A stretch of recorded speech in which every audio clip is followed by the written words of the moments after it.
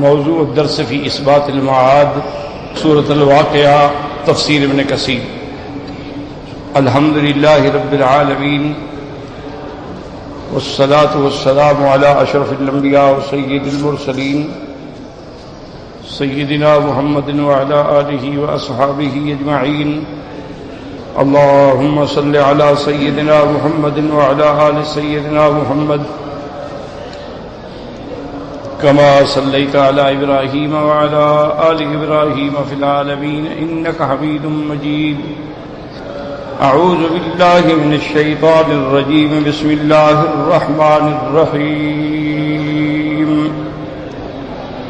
إذا وقعت الواقعة ليس لوقعتها كاذبة خافضة رافعة اذا رجت الارض رجا وبست الجبال بسا فكانت هباء منبثا فكنتم ازواجا ثلاثا فاصحاب الميمنة ما اصحاب الميمنة وَأَصْحَابُ الْمَشْأَمَةِ مَا أَصْحَابُ الْمَشْأَمَةِ وَالسَّابِقُونَ السَّابِقُونَ أُولَئِكَ الْمُقَرَّبُونَ فِي جَنَّاتِ النَّعِيمِ۔ سورۃ الواقعہ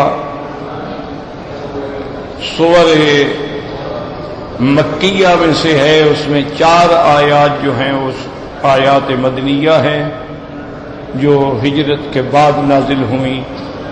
افبہذا الحدیث انتم مدہنون الی آخرہ۔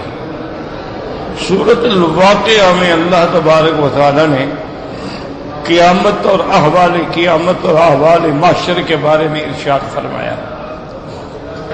سورۃ الرحمن میں جہاں اللہ نے اپنی نعمتوں کا اظہار فرمایا تھا، تو اس لیے علماء فرماتے ہیں کہ سورۃ الرحمن میں اظہار رحمت ہے اور سورۃ الواقعہ میں اظہار عظمت اور اظہار ہیبت ہے۔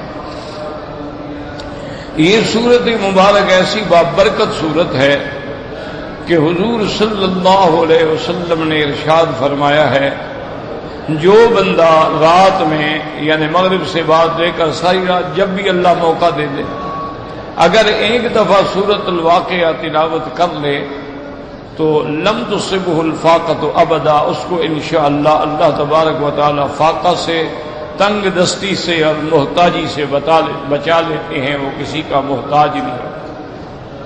اور یہ سورت عظیم الشان ایسی ہے کہ سیدنا ابی بکر رضی اللہ تعالی عنہ نے سرکار دو عالم محبوب دو عالم صلی اللہ علیہ وسلم سے عرض کیا کہ یا رسول اللہ قد شبتا، کہ حضور آپ پر تو فوراً بڑھاپا طاری ہو گیا ہے، حالانکہ آپ تو الحمدللہ آپ کے قوا مضبوط تھے۔ تو آپ نے فرمایا کہ شیبتنی سورۃ الہود واقعہ وغیرہ ذالک۔ تو حضور پاک صلی اللہ علیہ وسلم نے فرمایا کہ ابو بکر، مجھے سورۃ ہود نے اور سورۃ تکویر نے اور سورۃ واقعہ نے بوڑھا کر دیا ہے۔ کیا مانا کہ جب میں ان آیات کو پڑھتا ہوں اور قیامت کا منظر میرے مستحضر ہوتا ہے تو اس کے اثرات کا یہ عالم ہے کہ مجھ پر بڑھاپے کے آثار طاری ہو گئے۔ ویسے بھی قاعدہ ہے کہ آدمی خوشی کے اندر اس کو جوانی محسوس ہوتی ہے، اور اگر ہموم اور غموم کی الغار ہو جائے تو آدمی ایک رات میں بھی بوڑھے ہو جاتے ہیں۔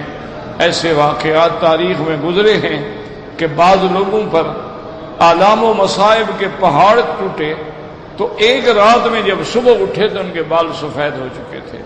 تو غم ایک ایسی بلا ہے، اسی لیے حضور صلی اللہ علیہ وسلم نے اپنی امت کو دعا سکھلائی ہے کہ اللہم انی اعوذ بک من الہم والحزن، کہ یا اللہ ہمیں ہم اور حزن سے بچا لے۔ تو ہم ایسی چیز ہے، اسی طرح سیدہ فاطمہ الزہرا رضی اللہ تعالی عنہا نے جب آقا انعامدار حبیب کبریا حضرت محمد مصطفیٰ صلی اللہ علیہ وسلم کی وفات ہو گئی تو بی بی نے حضور کے غم میں مرثیے کے طور پہ کچھ اشعار فرمائے تھے، جن میں ایک یہ بھی تھا کہ صبت علی مصائب لو انہا صبت علی الایام سرن لیالیا، کہ میرے آقا مجھ پر تو اتنی مصیبتیں آپ کی وفات کے بعد ٹوٹ پڑی ہیں کہ اگر یہ مصیبتیں اللہ کسی دن پہ ڈالتے تو وہ دن بھی رات ہو جاتا. تو اس لیے ہموم اور غموم جو ہے وہ انسان کو بوڑھا کر دیتے ہیں. اور یاد رکھیں کہ اس سورت مبارک سے پہلے جو سورت ہم نے سورت الرحمن ختم کی تو اس کی آخری آیات جو تھی تبارک اسم ربک ذی الجلال والاکرام،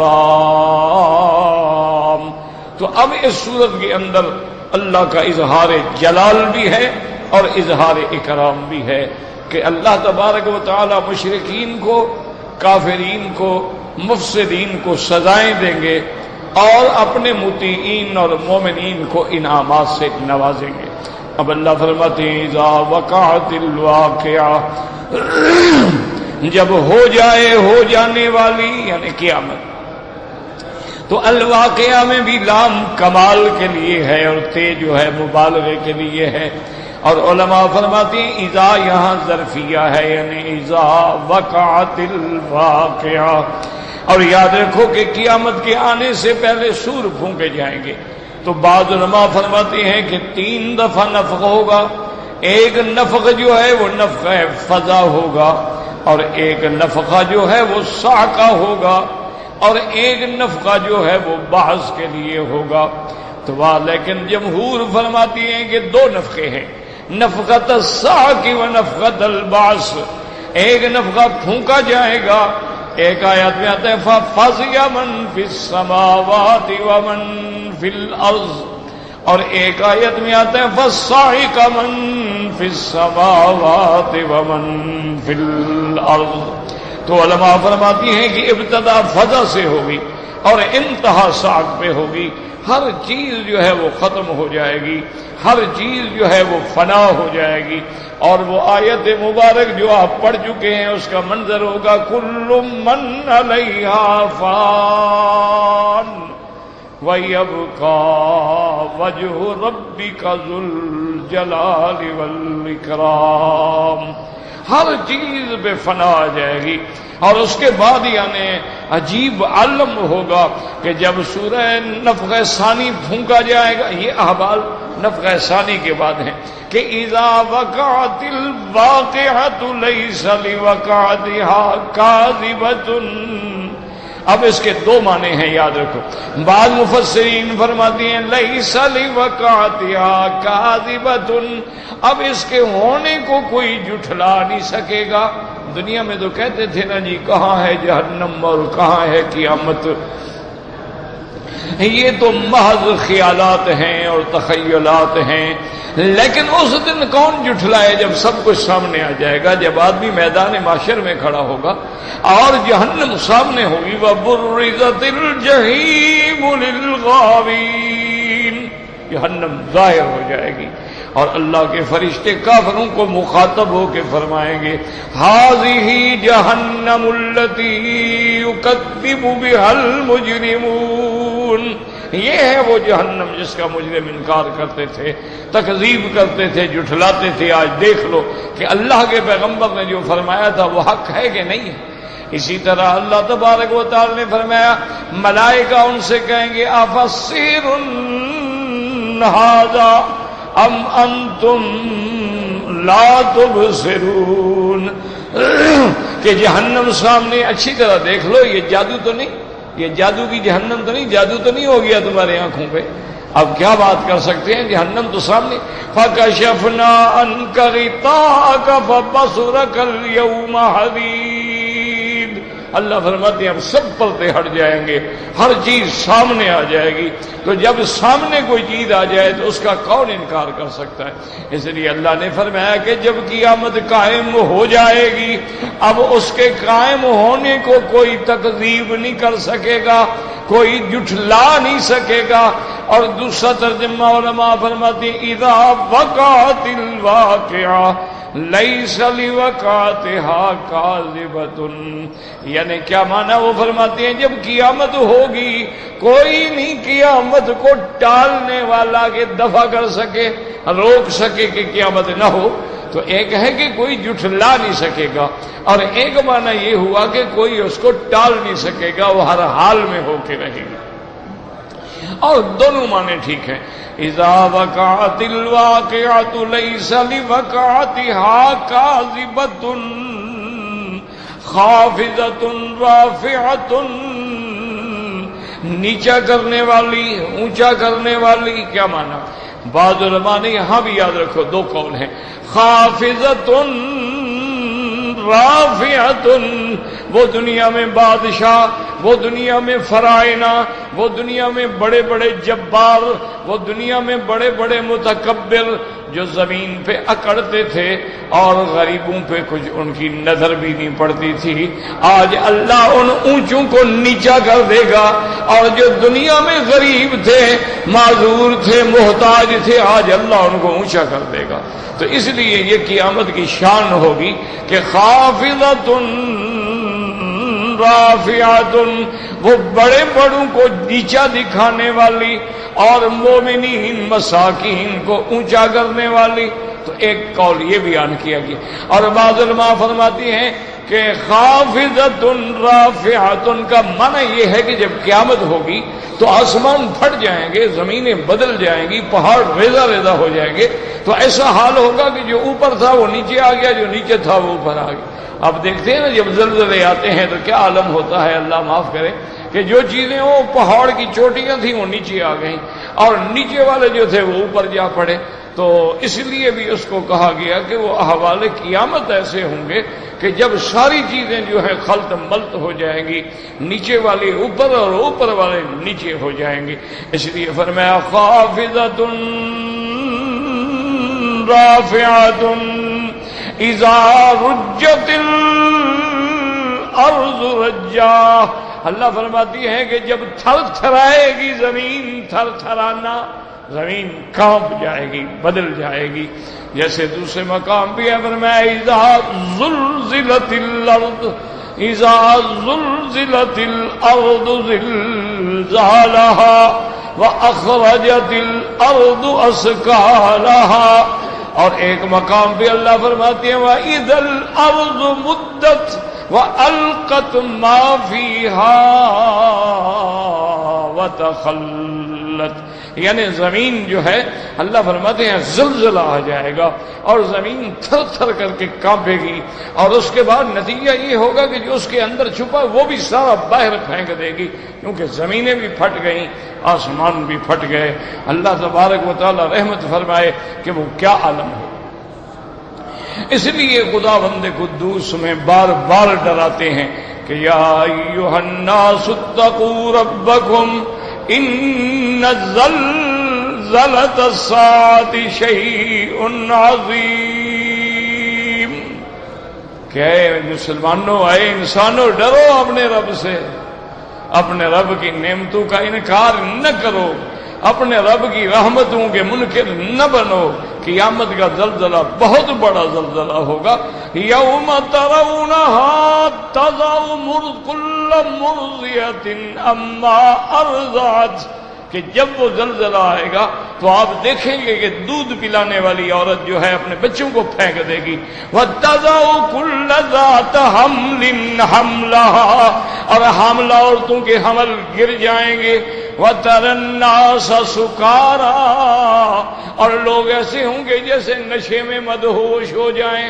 اللہ نے فرمایا وَمَا هُمْ بِسُكَارَىٰ، نشہ نہیں ہوگا، وَلَٰكِنَّ عَذَابَ اللَّهِ شَدِيدٌ، تیرے اللہ کا عذاب ہوگا، اور عذاب ایسا سخت ہوگا کہ جیسے نشے والے آنکھیں نہیں کھول سکتے، اسی طرح یہ بھی ڈر کے ہمارے آنکھیں نہیں کھول سکے گا۔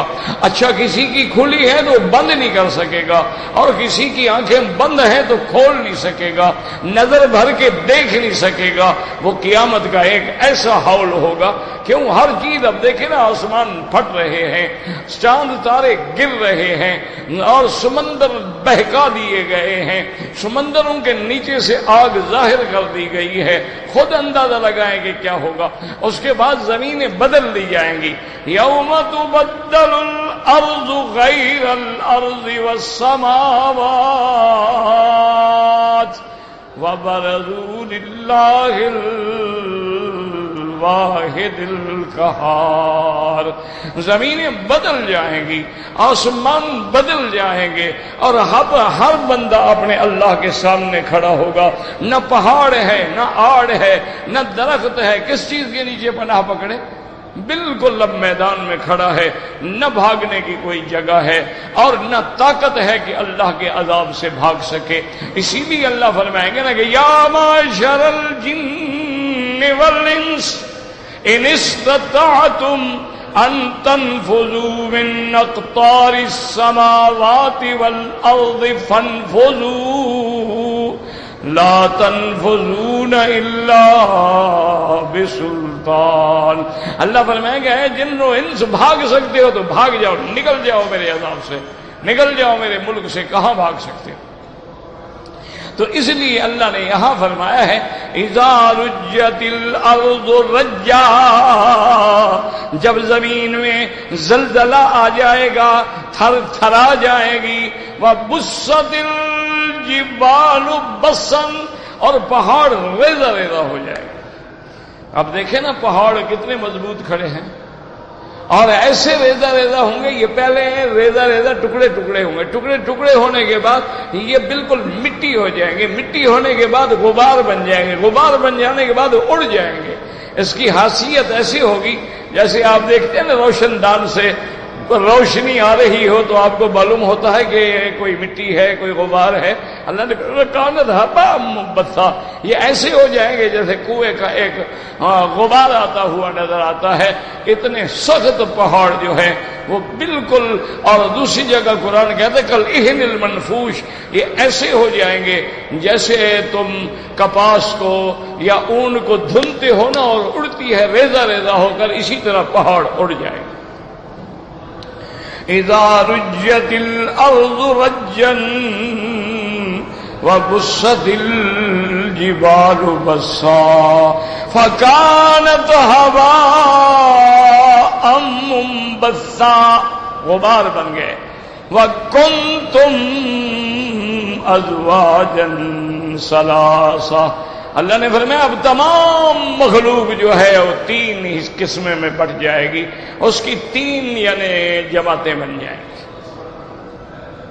اچھا وہ تین جماعتیں کون سی ہوں گی؟ ایک تو ہوں گے اصحاب المیمنہ، اصحاب المیمنہ ما اصحاب المیمنہ، اللہ نے فرمایا ایک جماعت تو وہ ہوگی دائیں والے۔ کیا مانا؟ جن کو نامہ عمل دائیں ہاتھ میں ملے گا۔ اچھا بعض علماء نے یہ بھی فرمایا ہے کہ اللہ تبارک و تعالی نے جب عالم ارواح میں حضرت آدم علیہ السلام کی پشت سے ان کی ذریت کے ارواح کو نکالا تھا، تو جن کو دائیں طرف سے نکالا تھا وہ یہی اصحاب المیمنہ ہوں گے۔ وہ اس دن بھی دائیں ہاتھ سے نکالے گئے تھے، اور پھر اللہ نے تمام ارواح پہ اپنا نور ڈالا تھا، تو جن جن پہ نور پہنچ گیا وہی مسلمان ہوگا، اور جو نور سے محروم ہوا وہ دنیا میں بھی محروم ہوگا اور آخرت میں بھی محروم ہو جائے گا۔ اور یہ وہی نور ہوگا کہ جس کے بارے میں اللہ نے قرآن میں بھی فرمایا نورہم یسعی بین ایدیہم وبایمانہم، کہ مومنوں کا نور جو ہے ان کے آگے ان کے دائیں بھی نور ہوگا۔ اور بعض علماء فرماتی ہیں کہ بعض مومنوں کا نور تو اتنا ہوگا جیسے یہاں سے یمن تک جا رہا ہو، اور بعض لوگوں کا نور ایسے ہوگا جیسے سیدھا زمین سے آسمان تک جا رہا ہو، اور بعض مومنوں کا نور ایسے ہوگا جیسے کھجور کا تنا سامنے کھڑا ہو، اور بعض مومنوں کا نور اس سے کم ہوگا، اور ادنا نورن سب سے کم درجے کا مومن جو ہے اس کے پاؤں کے انگوٹھے میں روشنی ہوگی، وہ بھی اسی نور میں چل رہا ہوگا، لیکن کافر اور منافق کے لیے نور نہیں ہوگا، یاد رکھیں۔ اسی لیے جب مومن قیامت میں اپنے نور ایمان میں چل رہے ہوں گے تو ساتھ دعا بھی کر رہے ہوں گے، ربنا اتمم لنا نورنا، کہ یا اللہ ہمیں جو تو نے نور دیا ہے نا اب اس کو پورا رکھنا، کامیاب رکھنا، تمام فرمانا، ایسا نہ ہو کہ چھن جائے، کیونکہ اگر نور مل کے چھن جائے تو پھر اندھیرے میں گزارا بڑا مشکل ہوتا ہے۔ اب دیکھو نا، جب تک ہمارے ہاں دیہاتوں میں بجلی نہیں تھی تو ہم سب لوگ گزارا کرتے تھے نا، کوئی دیا جلاتا، کوئی لیمپ جلاتا، کوئی لالٹین جلاتا، کوئی موم بتی جلاتا تھا، لیکن جب سے لائٹ آ گئی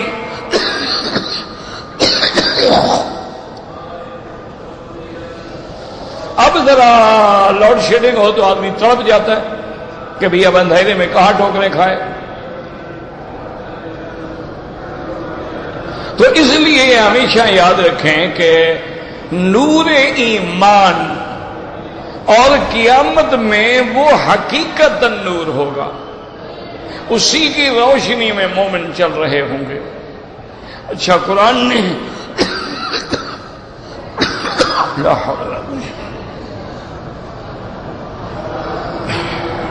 حول ولا قوت الا باللہ، قرآن نے باقاعدہ منظر بیان کیا ہے کہ جب مومن جا رہے ہوں گے تو منافق پیچھے سے چیخیں گے اور کہیں گے بھئی ٹھہرو تو صحیح، ہمیں بھی تو آنے دو، نقتبس من نورکم، ہم بھی چلو تمہاری روشنی میں چلے جائیں گے،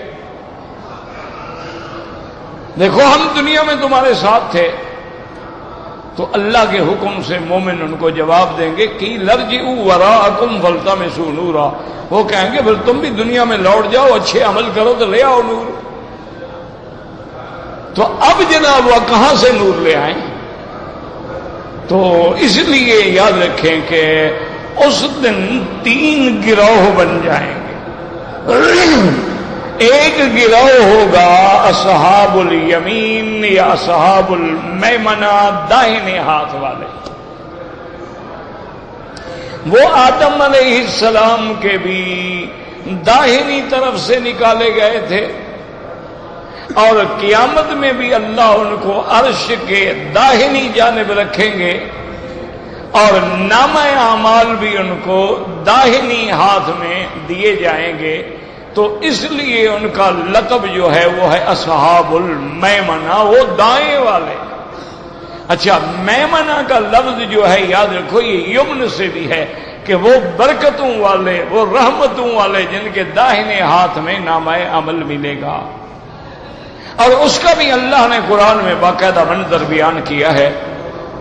اللہ فرماتے ہیں کہ جب بندوں کو نامہ عمل ملے گا تو جس کو داہنے ہاتھ میں ملا، اما من اوتی کتابہ بیمینہ فیقول ہاؤم اقرؤوا کتابیہ، وہ دوستوں کو بلائے گا، بھئی ادھر آؤ یار، ادھر آؤ نا، میرا نتیجہ آ گیا، دیکھو پڑھو، دیکھو میں کامیاب ہو گیا الحمدللہ۔ اور جس کو بائیں ہاتھ میں ملے گا وہ روئے گا، فریاد کرے گا اور کہے گا یا لیتنی لم اوتا کتابیہ، کاش مجھے ملتا ہی نہ، لیکن وہ تو ملنا ہے۔ تو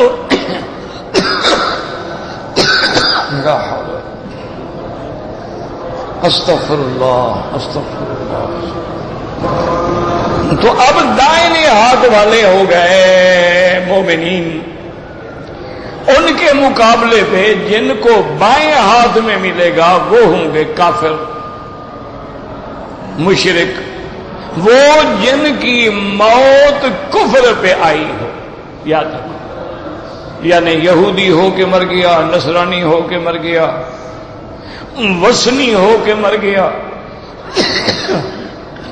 منکر رسول ہو کے مر گیا، منکر معجزات ہو کے مر گیا، منکر حدیث ہو کے مر گیا، منکر ختم نبوت ہو، کسی حال میں جب وہ کفر پہ مر گیا تو اس کو قیامت والے دن نامہ اعمال جو ہیں وہ بائیں ہاتھ میں ملے، اور ہر جگہ وہ بائیں ہاتھ پہ ہے۔ اسی طرح ایک صحیح حدیث مبارک میں آتا ہے کہ سیدنا آدم علیہ السلام جب داہنی طرف نظر فرمائیں گے تو خوش ہو جائیں گے، اور جب بائیں طرف نظر فرمائیں گے تو آپ رونے لگ جائیں گے، کیونکہ دائنی طرف ان کی وہ امت ہوگی جو قیامت میں اصحاب الیمین کہلائیں گے، اور بائیں طرف وہ لوگ ہوں گے جو اصحاب الشمال ہوں گے، جنہوں نے جہنم میں جانا ہے۔ اب دو تقسیمیں ہو گئیں، داہنے والے ان کے مقابلے پہ بائیں۔ اسی طرح بعض آثار میں آتا ہے کہ ایک دن حضرت ابن عباس رضی اللہ تعالی عنہ اصحاب الیمین کے بارے میں ذکر فرما رہے تھے، تو انہوں نے ارشاد یہ بھی فرمایا کہ قیامت والے دن جب نامہ اعمال تقسیم ہوں گے تو اصحاب الیمین میں سب سے پہلے نمبر پہ لینے والا حضرت عمر ہوگا رضی اللہ تعالی عنہ وارضاہ۔ تو صحابہ حیران ہو گئے، انہوں نے کہا کہ یا ابن عباس، اگر پہلے نمبر پہ حضرت عمر رضی اللہ تعالی عنہ کو دائیں نامہ عمل ملے گا، فَأَيْنَ أَبِي بَكْرٍ، تو ابی بکر کہاں ہوں گے؟ تو آپ نے فرمایا وہی حقا، ہلاکت ہو تیرے لیے، عجیب بات ہے، کیا کہہ رہے ہو؟ اور جب نامہ عمل تقسیم ہو رہے ہوں گے اور حضرت عمر نامہ عمل لے رہے ہوں گے، ابو بکر فتح الملائکۃ فی الجنہ، وہ تو جنت میں پہنچ گیا ہوگا، اس کا تو مقام اتنا بلند ہے کہ وہ تو چلا گیا جنت میں، ابھی یہ نامہ عمل لے رہے ہیں۔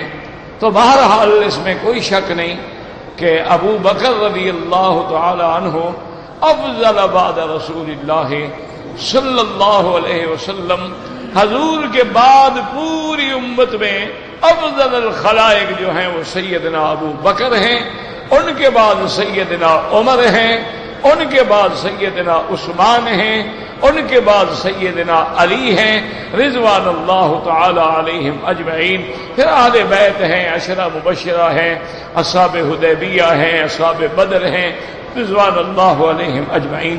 تو اب جناب دو قسمیں تو یہ ہو گئی، ایک قسم ہو گئی اصحاب الیمین اور ایک قسم ہو گئی اصحاب الشمال۔ اب تیسری قسم جو ہے والسابقون السابقون اولئک المقربون فی جنات النعیم۔ والسابقون دوڑ کے جانے والے، سبقت کرنے والے، والسابقون السابقون اللہ کی اطاعت میں سب سے پہلے جانے والے جو ہیں وہ تو سابقون ہیں اور وہ تو مقربون میں ہیں، وہ تو سب سے بڑی شان والے ہیں نا۔ فی جنات النعیم، وہ جنت کے ہمیشہ رہنے والے باغوں میں ہوں گے۔ تو یاد رکھیں کہ یہاں ان کا ذکر بعد میں آیا ہے، لیکن دوسری جگہ پر اللہ نے ان کا ذکر پہلے کیا۔ وَأَمَّا إِن كَانَ مِنَ الْمُقَرَّبِينَ فَرَوْحٌ وَرَيْحَانٌ وَجَنَّةُ نَعِيمٍ وَأَمَّا إِن كَانَ مِنْ أَصْحَابِ الْيَمِينِ فَسَلَامٌ لَكَ مِنْ أَصْحَابِ الْيَمِينِ وَأَمَّا إِن كَانَ مِنَ الْمُكَذِّبِينَ الضَّالِّينَ فَنُزُلٌ مِّنْ حَمِيمٍ وَتَصْلِيَةُ جَحِيمٍ إِنَّ هَذَا لَهُوَ الْحَقُّ الْيَقِينُ۔ تو وہاں اللہ نے مقربین کا ذکر پہلے فرمایا اصحاب الیمین کا بعد میں فرمایا اور مکذبین جو ہیں کافر ان کا سب سے بعد میں فرمایا. تو وہاں ترتیب الگ ہے اور یہاں ترتیب جو ہے الگ ہے. اس کی کیا وجہ؟ اس کا ایک جواب جو مفسرین یہ دیتے ہیں، وہ فرماتے ہیں کہ اس کو کہتے ہیں تفنن فی الکلام، یعنی کلام کو نئے نئے اسلوب سے لے آنا. تو یہ فصاحت و بلاغت کی دلیل ہوتی ہے، اور کلام جیسے نئے اسلوب میں ہوگا توجہ زیادہ ہوگی. تو اس لیے اللہ نے کہیں ایسے ذکر فرمایا ہے اور کہیں ایسے ذکر. اور بعض علماء فرماتے ہیں کہ قاعدہ یہ ہوتا ہے کہ کبھی اعلیٰ سے ادنا کی طرف آتے ہیں، جیسے اما ان کان من المقربین اعلیٰ ہے، پھر ان کے بعد اصحاب الیمین ہیں، پھر ان کے بعد مکذبین ہیں. اور کبھی یہ ہوتا ہے کہ ادنا سے اعلیٰ کی طرف جاتے ہیں، کہ پہلے ادنا کا ذکر کیا جاتا ہے اور اعلیٰ کا پھر آخر میں ذکر کیا جاتا ہے. کہ جیسے اللہ تبارک و تعالیٰ نے یہاں پر پہلے اصحاب المیمنہ کا ذکر فرمایا، اور ان کے مقابلے پر چونکہ اصحاب المشأمہ تھے اس کا ذکر فرمایا، اور آخر میں اللہ نے سابقون کا ذکر فرمایا. تو سابقون سے مراد دیکھو یہی لفظ جو ہے اللہ نے قرآن میں حضور پاک کے صحابہ کے لیے بھی فرمایا.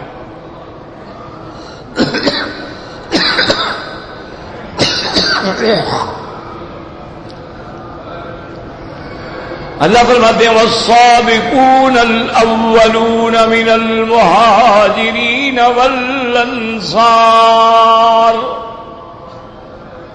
والذین اتبعوہم بإحسان. اللہ نے فرمایا سابقون الاولون، سب سے پہلے میرے مدنی پہ ایمان لانے والے، سب سے پہلے اپنی جان نچھاور کرنے والے. تو ان میں وہ جو مہاجرین ہیں، ان کے بعد پھر انصار ہیں، اور ان کے بعد وہ درجہ ہے جو مہاجرین و انصار کا متبع ہو اور خالص دل کے ساتھ ان کی اتباع کرے. ان سے اللہ راضی ہو گیا. اس لیے امام شافعی رحمۃ اللہ علیہ نے بہت بڑی عظیم بات لکھی ہے اپنی کتابوں میں. وہ فرماتے ہیں میرے بھائی غور کر لو، 3 جماعتیں ہیں صرف. ایک سابقون ہیں جو مہاجرین ہیں، وہ تو ہم بن نہیں سکتے، وہ زمانہ بھی گزر گیا، وہ ہجرت کا دور بھی گزر گیا، تو ہم ان میں تو شامل نہیں ہو سکتے.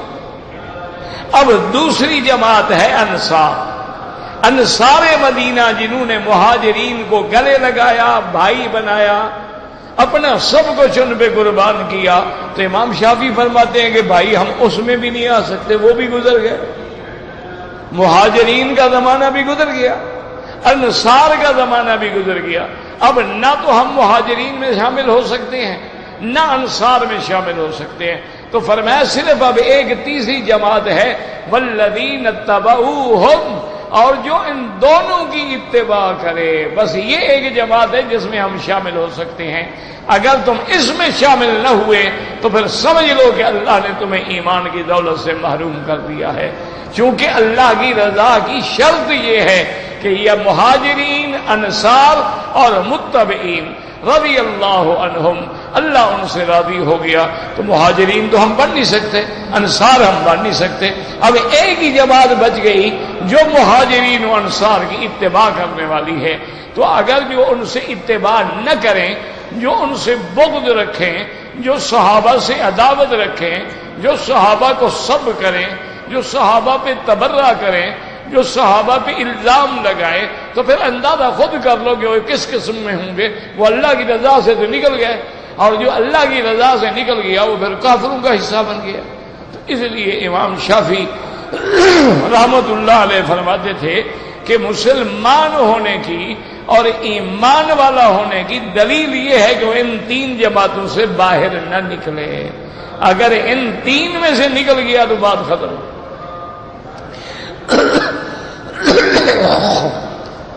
اسی لیے میرے آقا نے بار بار ہمیں جھنجھوڑا ہے کہ علیکم سنتی و سنت الخلفاء الراشدین، کہ میرا رستہ اور خلفاء راشدین کے رستے کو مضبوطی سے پکڑ لو۔ اگر نجات چاہتے ہو تو پھر ما انا علیہ و اصحابی، صرف اس رستے میں ہے جس میں میں ہوں اور میرے صحابہ ہیں۔ اور اگر تم نے صحابہ کا راستہ چھوڑ دیا تو سمجھو تم نے محمد مصطفیٰ کا راستہ چھوڑ دیا، اور جس نے حضور کا راستہ چھوڑ دیا وہ ہمیشہ کے لیے جہنم میں گر گیا۔ تو اس لیے اللہ تبارک و تعالی نے احوال قیامت اور احوال قیامت کے بعد ان 3 اقسام کا ذکر فرمایا۔ اب ایک بات یاد رکھیں کہ قیامت کے بارے میں جتنے واقعات پڑھو گے، دیکھو نا، یہ تو ہمارا ایمان ہے کہ قیامت برحق، ہمارا ایمان ہے کہ جنت برحق ہے، جہنم برحق ہے، میزان برحق ہے، صراط برحق ہے، نفخ صور برحق ہے، حساب کتاب برحق ہے، ہمارا ایمان ہے، اس میں تو کوئی شبہ نہیں۔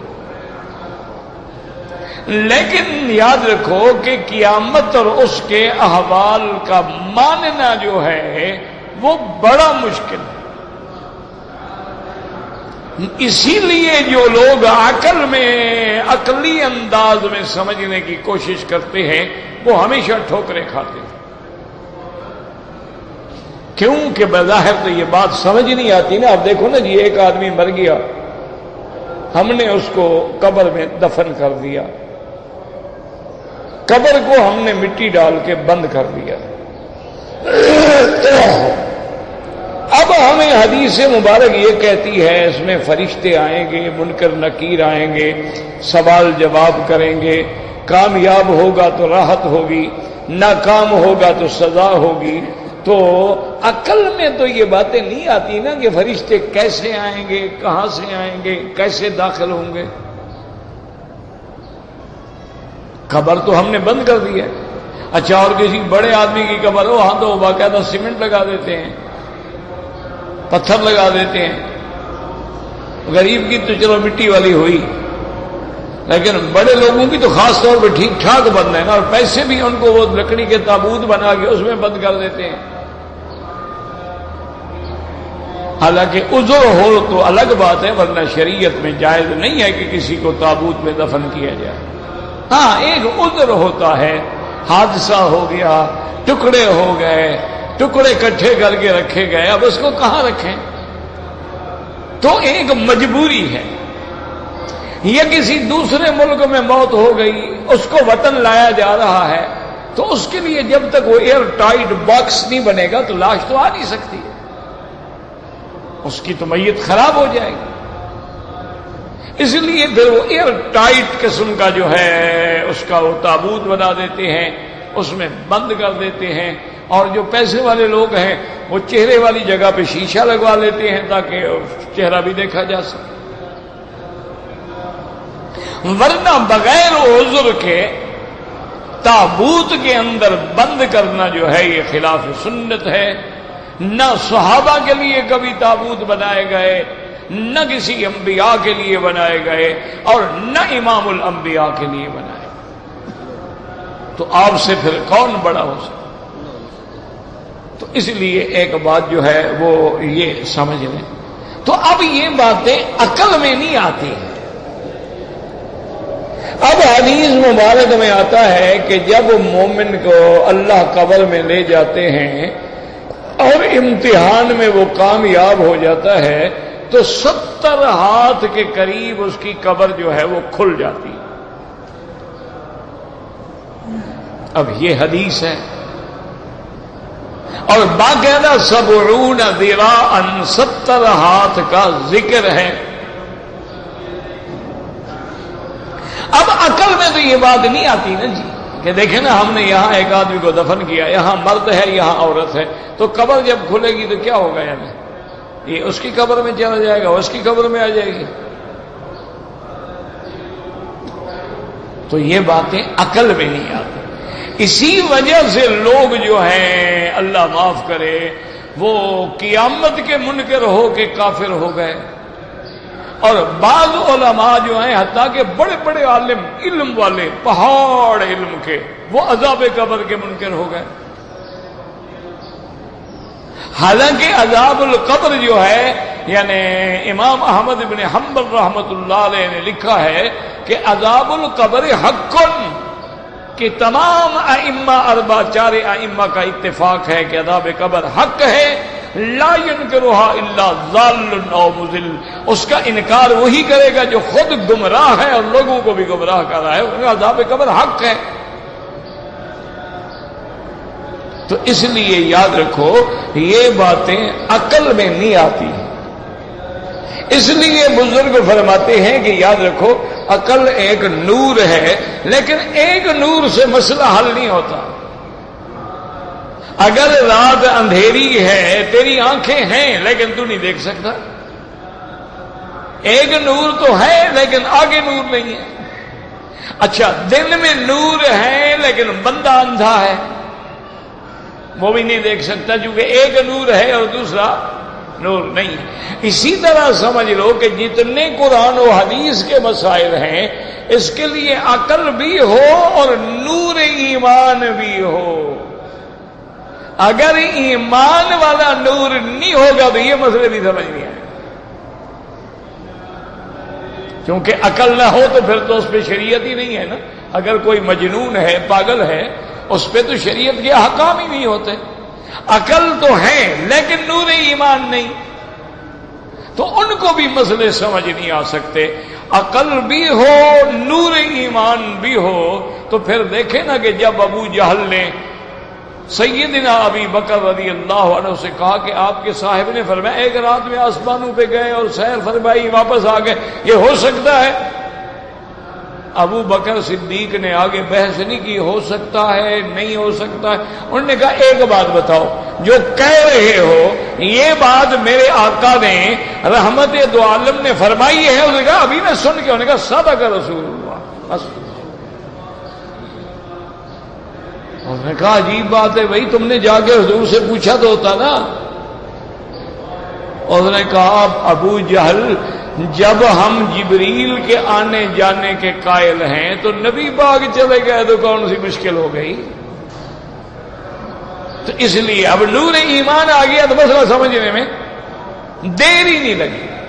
اب نور ایمان آ گیا کہ جی وہ فرشتے قبر میں کیسے جائیں گے تو فوراً ایمان کہے گا هو الذی یصورکم فی الارحام کیف یشاء. اللہ فرماتے ہیں جب تم 3 اندھیریوں کے اندر ماں کے رحم میں تھا وہاں ہم نے تیری صورت بنائی. اور وہاں فرشتہ گیا، فرشتے نے سارا کام کیا. اللہ سے پوچھا مولا رزق کتنا ہے، عمر کتنی ہے، اجل کتنی ہے، سعید ہے شقی، سب کچھ ہو رہا ہے لیکن ماں کو بھی پتہ نہیں. اور اس کو زیادہ نور ایمان نے سمجھا دیا کہ اگر جبریل پھونک مارتے ہیں اور بی بی مریم کے بطن مبارک میں عیسیٰ علیہ السلام کا حمل ٹھہر جاتا ہے تو اگر فرشتے کے پھونک مارنے سے اللہ کے حکم کی تعمیل میں یہ ہو جاتا ہے تو قبر میں آنا جانا کون سا مشکل ہے. اور نور ایمان نے ہمیں بتلا دیا کہ حضور پاک نے خود فرمایا کہ میں نے معراج والی رات دیکھا ہے کہ میرا بھائی موسیٰ علیہ السلام قائم یصلی فی قبرہ، وہ اپنی قبر مبارک میں کھڑے اور نماز پڑھ رہے تھے. تو ایمان کی جب روشنی آ گئی تو ہمارے لیے مشکل نہیں ہوا. ایمان کی روشنی آ گئی تو ہمیں عذاب قبر کے بارے میں بھی حدیث ملی. حضور گزر رہے تھے، 2 قبریں تھی، آپ رک گئے، آپ نے فرمایا انہما لیعذبان وما یعذبان فی کبیر، ان دونوں پہ عذاب ہو رہا ہے. تو جب حضور عذاب دیکھ رہے ہیں، تصدیق فرما رہے ہیں، تو جن کا اللہ کے نبی پر ایمان ہے اور نور ایمان ہے ان کے لیے تو کوئی مشکل نہیں. ان کو کیا ضرورت ہے کہ وہ عقل کے گھوڑے دوڑاتے رہیں.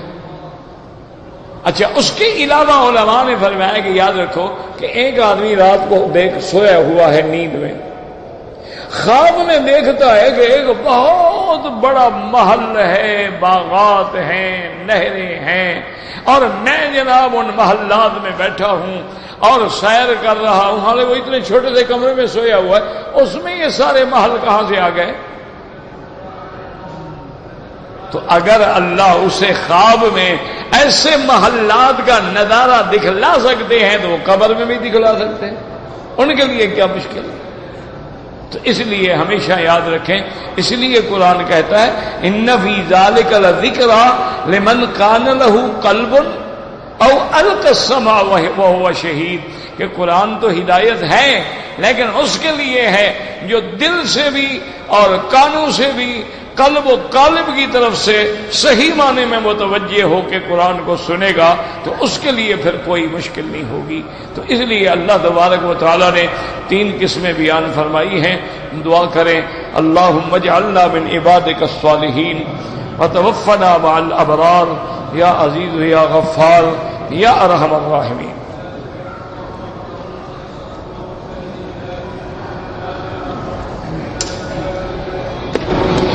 ایک عورت ہے، وہ دین کا کام الحمدللہ کرتی ہے۔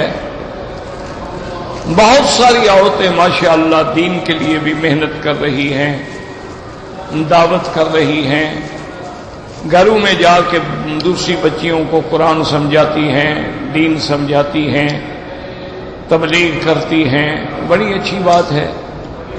کہتا ہے کہ اس کا شوہر فوت ہو گیا ہے تو اب وہ دین کے کام میں لگی رہے یا شادی کرے؟ شادی کرے، شادی بھی تو دین کا کام ہے نا، شادی کرنا جو ہے یہ دین کا کام ہے۔ عورت کو اگر وہ جوان ہے، بیوہ ہو گئی یا مطلقہ ہو گئی، اس کو فوراً شادی کرنا چاہیے، ورنہ دین کیسے بچائے گی، ایمان کیسے بچائے گی؟ یہ تو کافروں کی رسمیں ہیں، ہندوؤں کی رسمیں ہیں کہ وہ بیوہ عورتوں کی شادی نہیں کرتے۔ بعض تو خامد کے ساتھ ستی کر کے جلا دیتے ہیں، اور بعض اگر جلاتے نہیں ہیں تو بس وہ عورت پھر ہمیشہ کے لیے منحوس ہے اور نحس ہے، اس کا کھانا پینا، برتن اٹھنا بیٹھنا بھی الگ ہے، اور کوئی اس کے ساتھ اچھی بات نہیں کرتا ہے۔ تو یہ جاہلیت ہے فوراً۔ اسی لیے اللہ کی حکمتیں ہیں۔ اللہ تبارک و تعالی اگر چاہتے تو میرے مدنی محبوب کے لیے کنواری عورتوں کی کوئی کمی تھی؟ مکے کے تو سردار جان دیتے تھے حضور پہ، لیکن حضور پاک نے پہلی شادی ہی بیوہ سے کی ہے، تو ہمیں سبق دیا گیا۔ اور تمام شادیاں حضور کی جو ہیں کنواری لڑکی صرف بی بی عائشہ۔ تو اس لیے یہ کوئی دین کا کام نہیں ہے کہ خامد مر جائے اور عورت بیٹھی رہے، اور جی میں بچوں کے لیے بیٹھی ہوں، میں نے بچوں کو سنبھالنا ہے، بچوں کو اللہ سنبھالتا ہے۔ آپ بہرحال آسان طریقہ یہ ہے جب رشتہ آئے استخارہ کرو کہ یا اللہ یہ میرے لیے اور میرے بچوں کے لیے آدمی بہتر ہوگا۔ اگر استخارے میں خیر ہے تو بس فوراً نکاح کرو، استخارے میں خیر نہ ہو تو نہ کرو۔ جب آدمی استخارہ کر کے کام کرتا ہے پھر شرمندگی نہیں ہوتی، پریشانی نہیں ہوتی۔ ایک آدمی نے عمرہ کیا ہے، اس نے احرام جو ہے وہ حرم سے باندھا ہے، اگر حرم کے باہر نہیں کیا تو اس کا عمرہ نہیں ہوگا۔ احرام کے لیے لازم ہے کہ وہ حد حرم سے باہر جا کے احرام باندھے۔ اگر عمرے کا احرام باندھنا میرے بھائی، مصیبت یہ ہے کہ آج کل ہمارے نوجوان بچے ہوتے ہیں، وہ 4 کتابیں پڑھ لیتے ہیں پھر جذبات میں آ جاتے ہیں، اللہ ان کو بھی ہدایت دے۔ ایک لفظ انہوں نے پڑھ لیا ہے کہ اہل مکہ تھا، بن مکہ تھا، لیکن یہ نہیں دیکھا کہ یہ کس باب میں حدیث ہے، یہ نہیں دیکھا کہ یہ حج والوں کے لیے ہے یا عمرے والوں کے لیے ہے، یہ نہیں دیکھا کہ بی بی عائشہ صدیقہ رضی اللہ تعالی عنہا، یہ معابدہ جس کو آج کل آپ کہتے ہیں نا معابدہ، جہاں بلدیہ کا بڑا دفتر بھی ہے اور کبھی گورنر کا دفتر بھی ہو، یہ معابدہ والا علاقہ جو ہے نا، یہاں حضور پاک نے خیمے لگا کے قیام فرمایا تھا، اور یہیں سے آپ نے حکم دیا حضرت عائشہ کے بھائی کو کہ اپنی بہن کو تنعیم لے جاؤ اور وہاں سے احرام بندوا کے عمرہ کرواؤ. تو اگر حرم سے احرام باندھنا عمرے کا جائز ہوتا تو حضور فرماتے عائشہ یہاں سے احرام باندھو اور جا کے طواف صفا کر لو. تو آپ کو تنعیم بھجوانے کی ضرورت کیا تھی؟ کوئی آدمی بلا وجہ ایک ہوتا ہے نا بس ضد میں آ جانا. کسی ایک صحابی کا آپ مجھے نام بتائیں کہ جس نے حرم سے احرام باندھ کے عمرہ کیا ہو. ایک صحابی کا نام بتائیں. حضور صلی اللہ علیہ وسلم فتح مکہ کے دن موجود ہیں مکے میں، مکہ فتح ہو گیا ہے، اب تو دشمن کی طاقت نہیں نا آگے بات کر سکے. لیکن حضور تشریف لے گئے غزوہ حنین کے لیے. پھر آپ نے جیرانہ پہ قیام فرمایا، پھر حضور نے جیرانہ سے احرام باندھ کے عمرہ کیا. تو اس لیے میرا عزیز ساری حدیثوں پہ نظر ڈالا کرو. یہ معنی نہیں ہوتا کہ آدمی ایک حدیث مبارک پڑھ لے اور 4 حدیثوں کو چھوڑ دے. اور جو لوگ 4 حدیثوں پہ عمل کرنے کی کوشش کریں ان کو کہہ بھی حدیث نہیں مانتے. جو ایک مانے وہ تو مانتا ہے، جو 4 مانے وہ نہیں مانتے. اب یہ اللہ ہدایت دے. ہم تو دعا کرتے ہیں الحمدللہ ہمارے دلوں میں تو نہ کسی کے لیے عناد ہے نہ بغض ہے اور نہ حسد ہے، شکر ہے اللہ کا. بہرحال وہ عمرہ نہیں ہوا، دوبارہ عمرہ کریں. کہتا جی کہ بیوی اپنے زیورات کی زکوٰۃ کے لیے پیسے کہاں سے لائے؟ زیور بیچے، زیور نہیں ہے اس کے پاس، کہاں سے لائے؟ وہ پیسہ تو اس کے پاس ہے، سونا اس کے پاس ہے، چاندی اس کے پاس ہے جناب، پہننے کے لیے موجود ہے، اللہ کے لیے نہیں ہے. عجیب بات ہے، کہاں سے لے آئے؟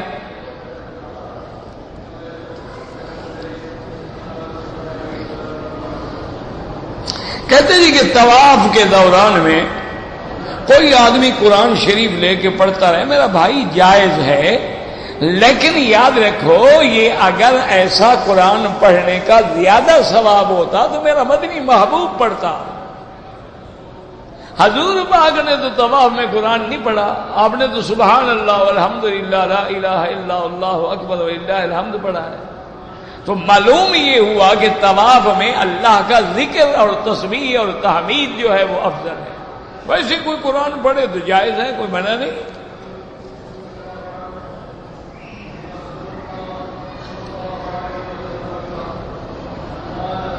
عشاء کے وتر میں نہیں پڑھتا ہوں.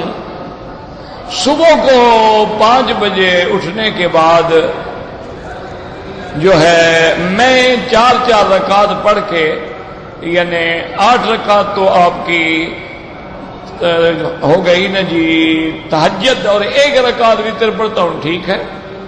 لیکن یاد رکھیں کہ احناف کے نزدیک وتر 3 رکعت ہوتے ہیں. اچھا ایک بات یاد رکھو کہ کبھی اسی لیے میں کہتا ہوں نا کہ خدا کے لیے حدیث مبارک پڑھا بھی کرو سمجھا بھی کرو. حضور پاک نے 3 صورتیں بتائی ہیں وتر میں پڑھنے کے لیے یا 1 بتلائی ہے؟ پہلی رکعت میں کیا پڑھے؟ سبح اسم ربک، دوسری میں، تیسری میں، تو 3 ہوئی رکعتیں کہ 1 ہوئی؟ ہاں جی. تو حضور 1 صورت بتاتے نا کہ بس کل پڑھ لو. 3 صورتیں کیوں بتائیں؟ بہرحال ہم جو پڑھتے ہیں وہ بھی 2 رکعتیں ملا کے پڑھتے ہیں. یاد رکھو فرق صرف اتنا ہے کہ 2 کے بعد وہ سلام پھیر دیتے ہیں اور 1 رکعت کے لیے کھڑے ہو جاتے ہیں. اور احناف جو ہیں وہ سلام نہیں پھیرتے، وہ آخر میں سلام پھیرتے ہیں. وہ بھی 1 رکعت تو نہیں پڑھتے نا اکیلے، ہم لازماً پہلے 2 رکعتیں پڑھ کے ملاتے ہیں. تو رکعتیں تو 3 بڑھ گئی. انہوں نے 2 سلام سے پڑھی، ہم نے 1 سلام سے پڑھی.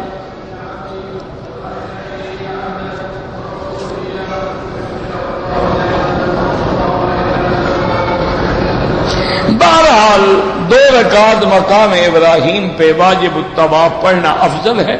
ورنہ جہاں جگہ ملے، حتیم میں ملے، مطاف میں ملے، حرم میں ملے.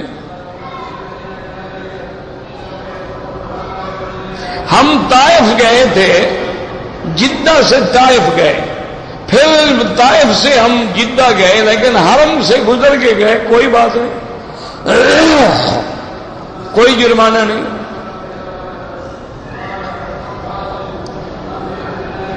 کہتے ہیں کہ بھائی تمام درخت جو ہیں وہ تو قیامت والے دن جب حضرت عیسیٰ علیہ السلام اتریں گے تو وہ کہیں گے کہ میرے پیچھے یہودی، ایک درخت ہے جو نہیں بولے گا، بعض اس کو تھوار کہتے ہیں، بعض کچھ کہتے ہیں۔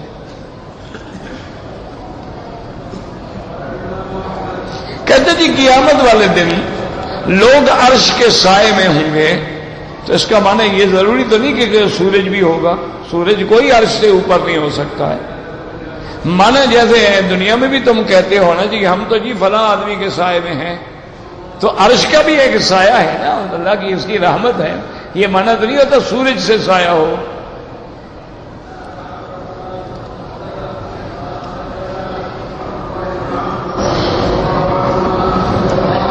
اگر کوئی آدمی زندہ ہے اس کے لیے عمرہ یا طواف آپ اپنے لیے کریں، اس کے لیے دعا کریں۔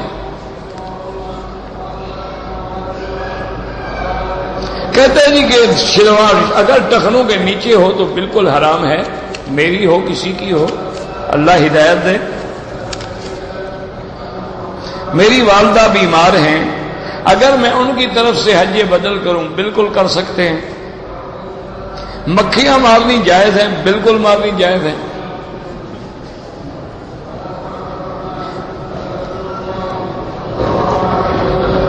ایک آدمی نے دین کے سب سے زیادہ بہت زیادہ کتابیں رکھی ہیں، پڑھتا نہیں ہے، دعا کرو اللہ پڑھنے کی توفیق دے۔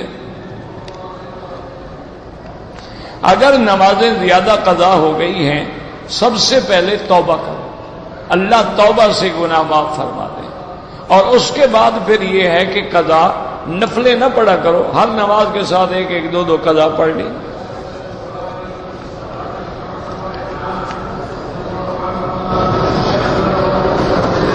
اگر آپ کی والدہ پاکستان سے آئی ہے مکہ مکرمہ اور نیت یہ تھی کہ مکے میں پہنچ کے 2 دن کے بعد عمرہ کروں گی، دم پڑ گیا، احرام میقات سے باندھنا تھا۔ اگر کوئی آدمی مکہ مکرمہ کے ہوٹل میں غسل کر کے 2 چادریں باندھ لے اور پھر مسجد عائشہ جا کے وہاں سے نیت کرے، ٹھیک ہے۔ ربنا تقبل منا انک انت السمیع العلیم وتب علینا انک انت التواب الرحیم۔